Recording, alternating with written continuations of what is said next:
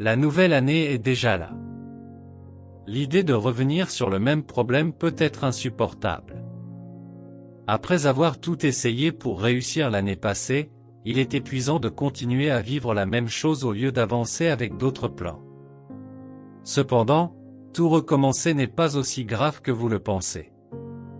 Avez-vous déjà pensé à ceux qui n'ont même pas la possibilité de recommencer? Cela seul devrait vous donner un sentiment de gratitude. Si vous croyez que la nouvelle année sera l'année où vous réussirez, alors suivez-moi dans notre exploration des choses qui ont causé votre échec ou votre revers l'année dernière. Apprenez également à corriger vos erreurs et à réussir l'année à venir. Mais avant de continuer, prenez quelques minutes pour écrire vos attentes pour la nouvelle année dans la section des commentaires. Dieu est là et il vous répondra. Je vous encourage également à vous abonner à cette chaîne YouTube et à rester connecté à nos vidéos transformatrices. Une nouvelle année est généralement l'occasion de faire de nouveaux projets et de passer à l'étape suivante de votre vie. Beaucoup de gens ont déjà écrit leurs résolutions et leurs attentes. Ils ont également un objectif clair de ce qu'ils veulent devenir à la fin de l'année. Cela signifie qu'en plus de rêver et de fantasmer sur leur réalisation à venir, il est également nécessaire de planifier et d'exécuter correctement ces plans. Peu importe à quel point vous êtes optimiste et positif quant à vos attentes, vous devez toujours vous investir. Vous devez rester engagé envers vos rêves jusqu'à ce que vous les voyiez se matérialiser. Vous n'avez pas à vous sentir triste de tout recommencer. Je comprends que vous vous êtes engagé envers vos objectifs cette année, mais ils n'ont donné aucun résultat. Vous devez avoir fait de votre mieux et essayer tout ce qui était en votre pouvoir pour atteindre le succès dont vous avez besoin. La lutte pour recommencer peut être épuisante, mais elle n'est jamais gaspillée. En effet, recommencer est une opportunité de faire mieux. Dieu souhaite vous donner de multiples chances jusqu'à ce que votre vie devienne meilleure que vous ne l'imaginiez. Vous ne devez pas vous fatiguer ou avoir peur. La peur est une arme que le diable utilise pour vous empêcher de percer. Dieu a prévu de grandes choses pour vous dans cette nouvelle année. Le diable peut vous rappeler tous vos échecs passés parce qu'il veut que vous abandonniez avant la bénédiction qui vous attend. Ne devenez pas impatient avec Dieu et ne compromettez pas votre foi. Lorsque vous faites ce qui n'est pas dans le plan de Dieu pour votre vie, le résultat est toujours désastreux. C'est exactement ce qu'a fait Sarah. Elle est devenue impatiente avec Dieu. Elle ne voulait pas attendre plus longtemps l'enfant que Dieu lui avait promis. Elle a donné sa servante pour qu'elle porte un enfant pour son mari. Même si Abraham n'était pas content de sa décision, il était obligé d'assurer la paix. Cet enfant, nommé Ismaël, devint plus tard un problème non seulement pour Isaac mais pour tous les chrétiens. Elle se lassa d'attendre Dieu et succomba à la facilité. Ce choix ne lui convenait pas du tout. Elle blâma Abraham pour sa situation difficile. Dans Genèse 16h5, Sarah dit alors à Abraham, « Tu es responsable du mal que je subis. J'ai mis ma servante dans tes bras, et maintenant qu'elle sait qu'elle est enceinte, elle me méprise. Que l'Éternel juge entre toi et moi. » Est-ce la faute d'Abraham? N'était-elle pas celle qui avait donné sa servante à Abraham au lieu d'attendre Dieu? Si vous prenez un chemin court au lieu de tout recommencer, la même chose pourrait vous arriver. Le vôtre pourrait même être pire si vous abandonnez ce rêve. Ne renoncez pas à vos rêves et ne blâmez pas les autres pour les problèmes que vous avez causés. Peu importe la quantité d'efforts que vous avez déployés pour réussir. Dieu merci, vous avez encore l'énergie de faire cet effort à nouveau. Tout ce dont vous avez besoin, c'est peut-être d'une épreuve de plus. Cela vous rapportera plus que les innombrables tentatives que vous avez faites. Vous avez peut-être commis plusieurs erreurs dans le passé, mais elles peuvent être corrigées. 3 choses majeures peuvent avoir causé votre revers ou votre échec dans le passé. L'une de ces choses pourrait être des erreurs personnelles, comme mentionné précédemment. Avez-vous bien planifié vos objectifs? Avez-vous fait les efforts nécessaires? Êtes-vous sûr de vos rêves et de vos ambitions? Vous vous lancez souvent dans une entreprise uniquement avec des émotions, mais vous n'êtes pas sûr. Vous n'êtes même pas sûr si c'est ce que vous voulez faire ou non. Vous êtes simplement motivé par la valeur monétaire qui y est intégrée. Il peut également s'agir du pouvoir, de l'influence ou de la connexion que vous souhaitez obtenir grâce à cette ambition. Si vous aviez bien réfléchi à cet objectif, vous auriez réalisé que cela n'en valait pas la peine. Le manque de vision claire pourrait être la raison pour laquelle vous n'avez pas réussi l'année précédente. C'est pourquoi il est nécessaire de se rappeler de votre expérience précédente avant de décider de recommencer ou non. C'est peut-être simplement de votre faute. Tant que vous pouvez reconnaître votre erreur et faire les changements nécessaires, votre nouvelle année sera formidable. Peut-être que vous n'avez pas fait beaucoup d'efforts non plus, ou que vous n'avez pas acquis les bonnes connaissances. Il est désastreux de se lancer dans une entreprise, une carrière, un ministère, une école ou toute autre entreprise sans les connaissances adéquates. Cela finira dans le chaos. Quelle que soit l'erreur que vous avez commise l'année précédente, vous pouvez la corriger si vous prenez les précautions nécessaires. Je partagerai cela avec vous avant la fin de cette vidéo. Le deuxième facteur qui aurait pu nécessiter votre échec au cours des années précédentes pourrait être des problèmes externes. Vous perdez votre concentration à cause des choses qui se passent autour de vous. Peut-être avez-vous vu d'autres échouer et avez-vous perdu l'enthousiasme pour aller plus loin. Il pourrait s'agir d'une manipulation émotionnelle de la part de votre famille, de vos amis ou de vos concurrents qui vous empêchent d'atteindre vos objectifs.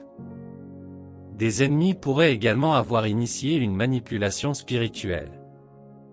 Ils pourraient vous avoir découragé à un moment donné. Ils vous affaiblissent afin que vous ne déployiez pas l'énergie nécessaire pour poursuivre votre objectif. Cette maladie, ces revers, ces pertes, ces douleurs et cette déception ont tous été causés par ces ennemis. Vous pouvez essayer autant que vous le voulez de ne pas croire cette opinion, mais cela pourrait être votre réalité et celle de beaucoup. 2 Corinthiens 2h11 nous avertit, afin que Satan ne nous surclasse pas, car nous ne sommes pas ignorants de ses desseins. Savez-vous que Satan peut vous surpasser si vous le prenez pour acquis? Le diable vous attaquera lorsque vous deviendrez insouciant de votre vie et de vos rêves. Il complotera contre vous. Il peut utiliser vos émotions, vos amis et vos proches contre vous. Ces stratagèmes seront si naturels que vous ne saurez même pas qu'ils étaient destinés à vous détruire. Ne soyez pas ignorants de ces stratagèmes. Le fait d'ignorer ces stratagèmes pourrait être la raison pour laquelle vous avez échoué au cours des années précédentes. Soyez plus vigilants pour éviter tout problème extérieur dans votre vie. La troisième chose qui aurait pu nécessiter votre échec pourrait être que vous n'avez jamais impliqué Dieu dans vos plans. Vous pensiez avoir tout compris. Vous étiez si sûr de vos plans et de vos relations que vous n'avez jamais vu la nécessité d'impliquer Dieu. Bien-aimés, vos plans ne sont pas toujours parfaits. Vos efforts ne sont pas toujours suffisants. Votre force peut toujours vous faire défaut. Le combattant le plus fort a besoin de grandes stratégies avant de lancer une attaque, sinon, il deviendra plus tard la victime. Peu importe à quel point vous pensez être équipé, vous avez toujours besoin de la sagesse de Dieu pour survivre. La Bible dit, « Le cheval est préparé pour le jour de la bataille, mais la délivrance vient de l'Éternel. » En d'autres termes, ce n'est pas votre degré de préparation qui compte, mais la miséricorde de l'Éternel. Vos efforts ont une limite. Sans l'aide de Dieu, vous ne pouvez que voir le succès, vous ne connaissez pas les obstacles à la porte. Laissez-moi vous raconter l'histoire d'un homme dans la Bible. Il n'est autre que David. Il fut un temps où les Philistins lancèrent une attaque contre le peuple de Keïla. En tant qu'homme passionné par le sauvetage des vies, il demanda la permission à Dieu et défendit le peuple de Keïla. Dieu lui donna la victoire ce jour-là parce qu'il vainquit les Philistins. Mais il y eut un petit rebondissement, le roi Saul découvrit que David était à Keïla. Il avait toujours voulu tuer David, ce qui devint l'occasion parfaite. David apprit que Saul venait là-bas pour le chercher. Il retourna rapidement vers Dieu pour lui demander ce qu'il devait faire ensuite. Voici ce qu'il dit à Dieu et la réponse de Dieu dans 1 Samuel 23, 10-11. David dit, « Éternel, Dieu d'Israël, ton serviteur a appris avec certitude que Saul projette de venir à Keïla et de détruire la ville à cause de moi. Les habitants de Keïla me livreront-ils à lui? Saul descendra-t-il, comme ton serviteur l'a entendu? Éternel, Dieu d'Israël, dis à ton serviteur. » Et l'Éternel dit, « Il le fera. » Pouvez-vous le voir? Tout d'abord, David était très puissant. Il aurait pu supposer que sa force et celle de ses soldats étaient suffisantes pour affronter le roi Saul et ses soldats, mais il ne l'a pas simplement supposé. Il est retourné vers Dieu pour vérifier s'il devait rester ou non. Deuxièmement, il aurait pu également supposer que les habitants de Keïla lui seraient fidèles. Il les a simplement délivrés de leurs ennemis. Il devrait se donner la responsabilité de le protéger de ses ennemis. Même s'il ne pouvait pas se battre pour lui, il ne devait pas au moins le livrer au roi Saul, qui en voulait à sa vie. Je suis sûr qu'il a dû être très surpris d'apprendre que les gens de Keïla le trahiraient. David aurait pu supposer des choses ou prendre des décisions en fonction de son jugement et de sa force. Cependant, il a impliqué Dieu, et cela lui a préservé la vie. Vous avez peut-être déjà fait aveuglément confiance aux gens. Vous avez refusé de rechercher la face de Dieu parce que vous pensiez que la personne que vous avez aidée vous serait loyale. C'est pourquoi vous avez échoué lamentablement. Vous avez peut-être compté sur votre expertise et votre sagesse, ne voyant aucune raison d'impliquer Dieu parce que vous pensiez savoir comment vous y prendre. Si telle avait été la mentalité de David, il aurait été capturé et tué par son ennemi. Dieu attire votre attention sur les facteurs que nous avons évoqués. Peu importe qu'il s'agisse de votre erreur, de forces extérieures ou de votre négligence envers Dieu, vous pouvez arranger les choses si vous tenez compte de ces conseils. Mon premier conseil pour vous aujourd'hui est que vous devriez utiliser votre expérience. L'une des raisons pour lesquelles il vous sera facile de recommencer est que vous n'êtes pas un débutant. Lorsque vous tirez parti des expériences que vous avez vécues auparavant, il vous devient facile d'atteindre le niveau que vous désirez. C'est parce que vos expériences sont là pour vous enseigner une leçon. Seul un fou répétera la même erreur malgré son résultat désastreux. Dieu vous demande d'être sage. Un enfant peut ne pas savoir à quel point le feu est dangereux, mais un seul contact douloureux lui apprendra à quel point il est mauvais. Vos douleurs devraient vous apprendre à rester loin de cette chose qui vous fait du mal. Votre déception devrait vous apprendre que ce dans quoi vous avez tant investi n'en vaut pas la peine. Ne répétez pas vos erreurs, apprenez de votre expérience. Cela ne signifie pas que vous devez abandonner l'objectif que Dieu vous a donné. Si Dieu vous demande de faire quelque chose, il y a toujours un moyen. Peut-être avez-vous suivi le mauvais chemin. Peut-être avez-vous utilisé la mauvaise stratégie. Vous souvenez-vous encore de la rencontre de Jésus avec Simon-Pierre et ses compagnons pêcheurs au bord du lac de Génézareth? Ils avaient travaillé toute la nuit sans aucune prise. C'étaient des pêcheurs experts, mais personne ne savait où se trouvait le poisson cette nuit-là. La Bible nous dit dans Luc 5h4 que, quand il eut fini de parler, il dit à Simon, « Avance en eau profonde, et jette les filets pour pêcher. » C'était la seule instruction nécessaire pour transformer leur perte en une belle pêche. Mais le diable les a presque trompés, ils avaient déjà abandonné et il leur était vraiment difficile de recommencer. Simon-Pierre hésitait et se lamentait d'avoir travaillé toute la nuit. Il ne voulait pas faire face au même stress à nouveau. Dieu merci, il a trouvé la grâce d'obéir aux instructions de Dieu et de recommencer. Tout ce dont il avait besoin, c'était de la bonne stratégie, que Jésus lui a montrée. En vérité, il a travaillé toute la nuit, mais les instructions et la stratégie étaient différentes cette fois-ci. Il avait peut-être déjà essayé de pêcher à cet endroit-là, mais cette fois-ci, le moment était différent. La nouvelle année est différente des autres années où vous avez connu des pertes. Le fait que vous ayez essayé de travailler sur ce projet plusieurs fois sans succès ne signifie pas que vous devez abandonner. Vos expériences ne doivent pas vous décourager, mais vous motiver. Cette vidéo est un signal d'alarme pour vous inciter à ne pas abandonner. Changez vos stratégies ou tirez parti de votre expérience. Dans le cas de Pierre, il lui suffisait de réessayer avec foi en se basant sur les instructions qu'il avait reçues. Vous pourriez encore réussir dans la même chose que vous avez échoué auparavant au cours de cette nouvelle année. Peut-être que ce n'était pas encore le temps de Dieu. Vous avez travaillé dur tout au long des années précédentes, mais la nouvelle année sera votre année de la grande prise. Mais cela ne peut se produire que si vous obéissez aux instructions divines. Si Dieu vous conduit à faire la même chose que l'année dernière, alors faites-le. S'il vous plaît, ne changez rien. Ne vous inquiétez pas de la façon dont vous avez échoué, Dieu réglera cela. Rappelez-vous que même si Pierre a plus tard attrapé beaucoup de poissons, il a utilisé la stratégie de Jésus-Christ. Vous faites peut-être la même chose, mais Dieu vous donnera une approche unique pour atteindre les résultats souhaités. Maintenant, parlons de la façon de tirer parti de vos expériences.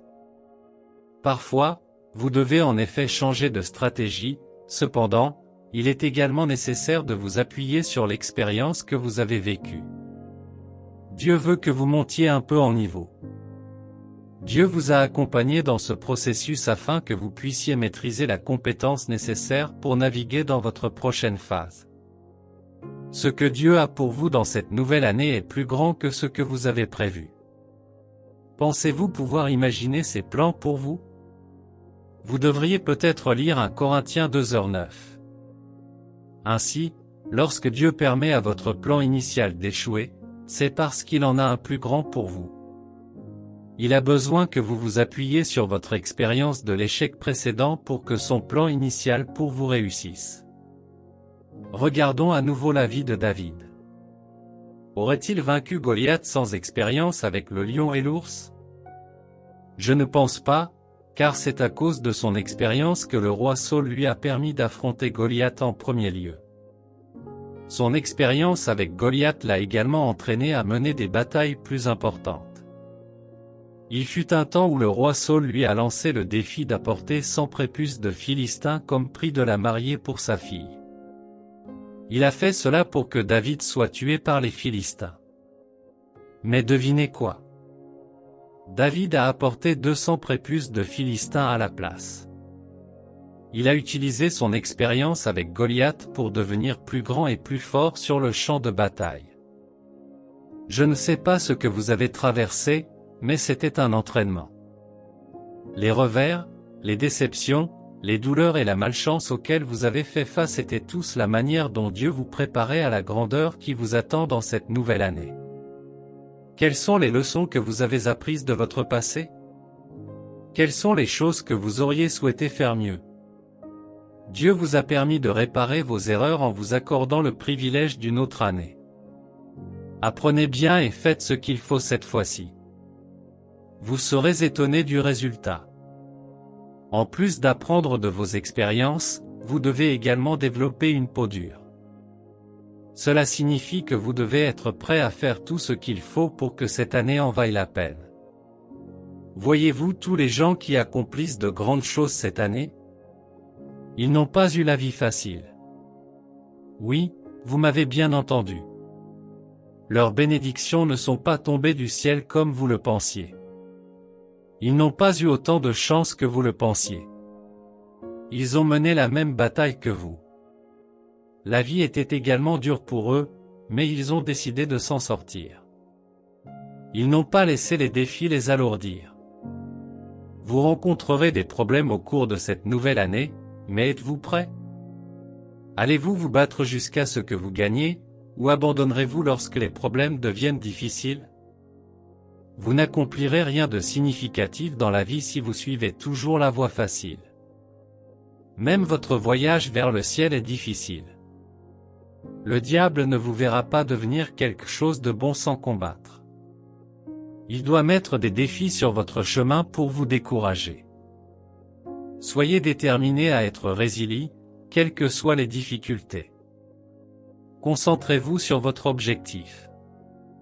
Hébreux 12:2 nous encourage en disant, « Fixons les regards sur Jésus, le chef et le consommateur de la foi, qui, en vue de la joie qui lui était réservée, a souffert la croix, méprisé l'ignominie, et s'est assis à la droite du trône de Dieu. » Il y avait une raison pour laquelle Jésus a enduré la croix. C'était à cause de la joie qui lui était réservée. C'était parce qu'il savait qu'un jour il serait assis à la droite du Père.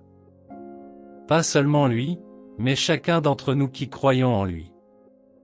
Il sait que l'humanité sera réunie avec Dieu s'il peut endurer. Bien-aimés, comment voyez-vous votre vie à la fin de cette nouvelle année? Quel niveau de succès pensez-vous que vous devriez atteindre? À quel point voulez-vous être influent et riche? Quel niveau de croissance souhaitez-vous atteindre dans votre cheminement spirituel? Dieu est prêt à faire de vos attentes une réalité, mais pouvez-vous en payer le prix? Pouvez-vous supporter la douleur? Souffrir pour une bonne cause n'est pas du tout mauvais. Cela ne fait que démontrer votre obstination et votre esprit implacable. Vous devez faire de votre mieux. Vous devez être prêt à affronter n'importe quoi. Soyez prêt à investir tout ce que vous avez pour voir le succès que vous anticipez. Veuillez également investir dans l'acquisition des bonnes connaissances. Vous n'obtiendrez jamais les résultats souhaités si vous faites la bonne chose de manière incorrecte. Continuez à suivre une formation jusqu'à devenir un expert. Vous n'auriez peut-être pas manqué la dernière fois si vous aviez eu des mentors pour vous guider. Qui vous accompagne dans cette entreprise? Qui admirez-vous ou de qui apprenez-vous dans votre carrière? Tout le monde a besoin d'un guide pour réussir dans la vie. Même Jésus n'a pas été exempté. Pourquoi pensez-vous que Jean-Baptiste est venu montrer la voie? Il y a quelqu'un quelque part qui peut rendre vos objectifs plus faciles que vous ne l'aviez prévu pour les atteindre. Il y a quelqu'un qui sait exactement ce que vous devriez faire. Recherchez ces personnes en cette nouvelle année. Si possible, payez pour leur matériel ou leur mentorat. Simon-Pierre a emprunté à Jésus son bateau pour prêcher. Le résultat de ce geste gentil a été un afflux de nombreux poissons. Vous pouvez également donner quelque chose de petit pour récolter votre grand témoignage en cette nouvelle année. Dans tout ce que vous faites, ne marchez pas aveuglément. Recherchez la bonne connaissance et les choses deviendront plus faciles. Enfin, vous ne devez jamais oublier de mettre Dieu en premier si vous voulez que cette année soit différente. La Bible dit que tu dois rechercher le royaume de Dieu et sa justice, et tout te sera donné. Tu as tant de désirs cette année. Je comprends. Tu ne veux pas échouer à nouveau. Tu as conclu que cette année est ton année. Aucun diable ne l'arrêtera. Néanmoins, tu dois mettre Dieu en premier. N'insiste pas sur tes plans. Dieu en a un meilleur pour toi. Dieu peut te donner plus que ce que tu attendais. Il a dit que tout ce que tu désires sera comblé si tu te soumets à lui. Voyez-vous comment Dieu est intervenu dans la vie de David? Il n'a pas gagné toutes ses batailles parce qu'il était puissant, mais parce qu'il s'est soumis à Dieu. Ne compte pas sur ta sagesse si tu veux réussir cette nouvelle année. Permettez à Dieu de vous guider. Permettez à Dieu de vous montrer le bon chemin. La bénédiction de Dieu viendra sous un déguisement à plusieurs reprises. Tu peux perdre contact et devenir déprimé, ne sachant pas que Dieu vient de te sauver d'une mort prématurée. Cela a dû être un complot du diable pour t'ôter la vie, mais Dieu l'a annulé avec cette déception. Tout plan que vous élaborez pour la nouvelle année sans Dieu échouera. C'est parce que la Bible dit dans Proverbe 19h21, « Les projets du cœur de l'homme sont nombreux, mais c'est la volonté de l'Éternel qui s'accomplit. » La seule raison pour laquelle Dieu soutiendra vos projets pour la nouvelle année est s'ils correspondent à son plan pour vous. Dieu vous possède et il sait ce qui est le mieux pour vous. Vous ne devriez pas aller vers lui avec un plan déjà rédigé et lui demander de l'approuver. Au lieu de cela, allez-y avec une feuille blanche et demandez-lui de vous dire ce qu'il veut que vous fassiez pour lui. Dieu sait ce que vous voulez, il connaît les désirs les plus profonds de votre cœur. S'il ne vous l'a pas donné, c'est parce que ce n'est pas assez bien pour vous ou que ce n'est pas encore le moment. Il le fera au bon moment. Ne laissez pas la pression de vos pères vous pousser hors de la volonté de Dieu. Ne vous laissez pas séduire par l'offre du diable et ne renoncez pas au Dieu que vous servez. S'il y a quelque chose que vous devez prendre plus au sérieux en cette nouvelle année, c'est votre relation avec Dieu. Plus vous êtes proche de lui, plus il vous révèle sa volonté. Vous trouverez une direction dans la vie et le destin si vous suivez sa direction. Vous avez besoin de la direction du Saint-Esprit pour naviguer dans la vie en général. Le diable vous a déjà tendu différents pièges cette année. Il suffit de la main de Dieu pour vous protéger. Faites-en une priorité de mettre Dieu en premier dans tout ce que vous faites. Cela vous évitera beaucoup de chagrin. Cela vous évitera également le stress de tout recommencer plusieurs fois. Dieu a la meilleure connexion pour vous. Il ne permettra jamais que tu sois abandonné. La façon dont il suscitera des aides pour toi t'étonnera. Tu te fais une grande injustice si tu ne t'abandonnes pas au Saint-Esprit. S'il est ton chef, sois assuré que tu ne t'égareras jamais. Je sais que cette année apporte de grandes choses pour toi. Ne te trompe pas en abandonnant. Dieu est prêt à changer ton histoire pour de bon si tu peux essayer une fois de plus. Cela ne promet pas d'être facile, mais seules les personnes dures gagnent dans la vie. N'aie pas peur à cause du désordre des années précédentes. Dieu te donnera une histoire qui éradiquera toutes tes souffrances précédentes. C'est l'année où il essuiera tes larmes. C'est l'année où tu te réjouiras et danseras de joie. Les pensées de Dieu envers toi sont grandes. Ne te préoccupe pas du temps que tu as peut-être perdu sur d'autres choses. Recommence avec foi dans le Dieu qui a créé le temps. Il est avec toi à chaque étape du chemin.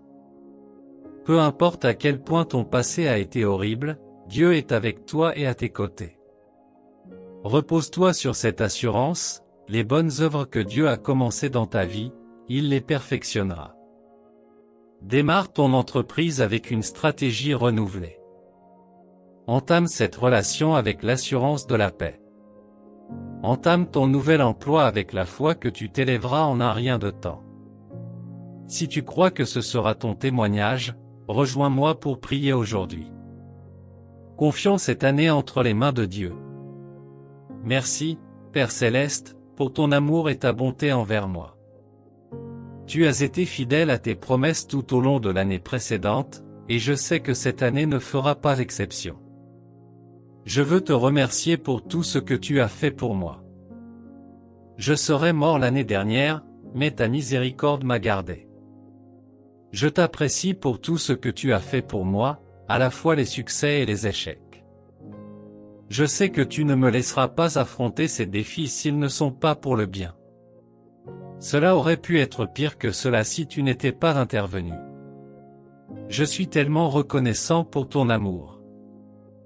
Ta parole dit que dans chaque situation où je me trouve, je dois toujours te louer.